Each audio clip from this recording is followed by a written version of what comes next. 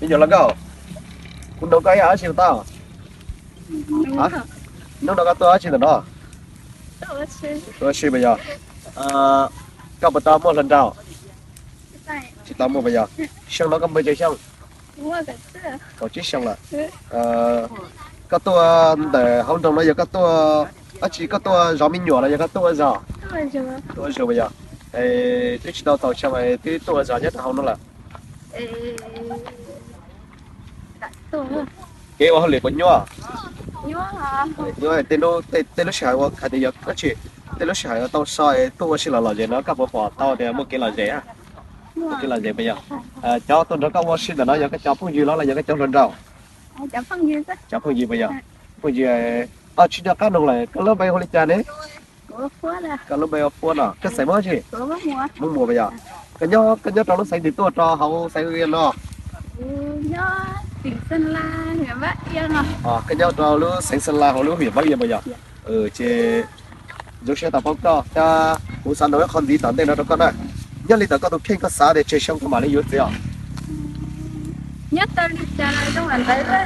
Bây giờ, giờ cái gì yếu rõ là cái gì yếu liền, giờ chơi liền cái gì này. Giờ của nhà mà có nhà yếu liền. Yếu liền về chơi xong mà lấy yếu à? Cởi sang cởi gì đó rồi. Cầu sát cầu gì ấy tí giờ yếu liền rồi. Ai giờ yếu dấu này chơi xong là yếu à?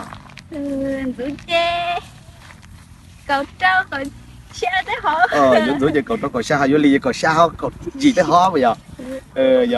Giờ họ thì giờ chơi lên sắc cái chơi yếu bên nè, là giờ tụi bên nè thì bây giờ nó có một yếu tí giờ chơi nhất trong đời sao là tên mà giờ cầu gì xong đó sao mà tao yếu nè. Nó sẽ phải trong mà cũng bỏ cho mấy nhỏ lần cầu block của chiếc xe này tôi mấy nhỏ nè là cũng mua đấy hả? Mua bây giờ vì lấy cho lấy nó mấy theo cho nên cho mấy nhỏ thấy muốn nhớ là nó giờ không mua nhiều yếu chín gió lo này giờ vì cả lên giờ này mua yếu là giờ này nhiều yếu này mua yếu à?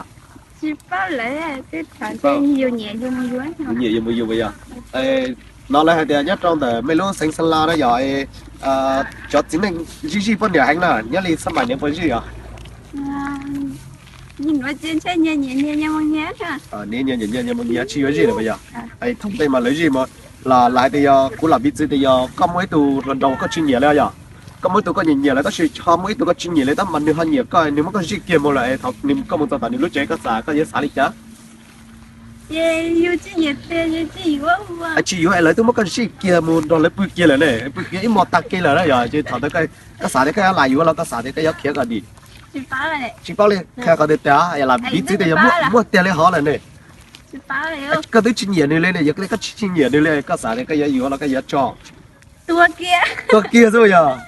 Đây, bây giờ lên nó mà thì nó mới giờ tận đây mà giờ mình giờ nó có chuyên nghiệp này mà nên sao gì lên này, nên gì một lấy tua thì à, cũng những bọn tao khó thì lấy tua, cũng thứ bọn tao thì lấy nó xuống tua bây giờ.